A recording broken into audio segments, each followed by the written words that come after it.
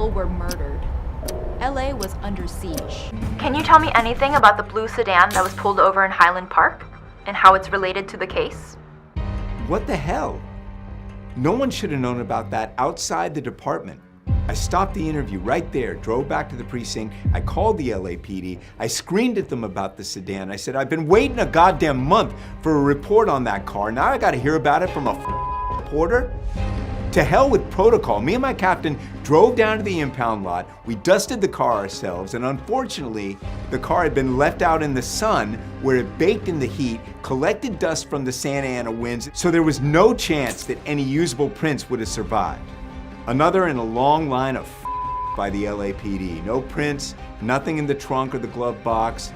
We got a body a week turning up and nothing to go on other than a shoe print and a sketch of a Mexican. At that point, I was ready to quit the case. No, I was ready to quit being a cop. How can you work under those conditions? Then just as we're about to leave the impound lot, I looked under one of the seats and found a cheap plastic case. It had melted shut from the heat. It was stuck down there, so at first I thought it was just part of the car. We managed to pry it open. Inside it was a business card for a dentist in K-Town. By July '85, the media frenzy had begun. LA was obsessed with the new serial killer on the prowl. It was a massive story. We interviewed the dentist in Koreatown, used a translator to communicate, showed him the sketch, and he remembered the patient. The name on file was for Bill Moloch, clearly a bogus name with a phony address as well. One of the infuriating details was that the suspect had been to the dentist a week before. So if LAPD hadn't sat on their hands, they could have caught him before Janet Norris and Sarah Dellamino were attacked.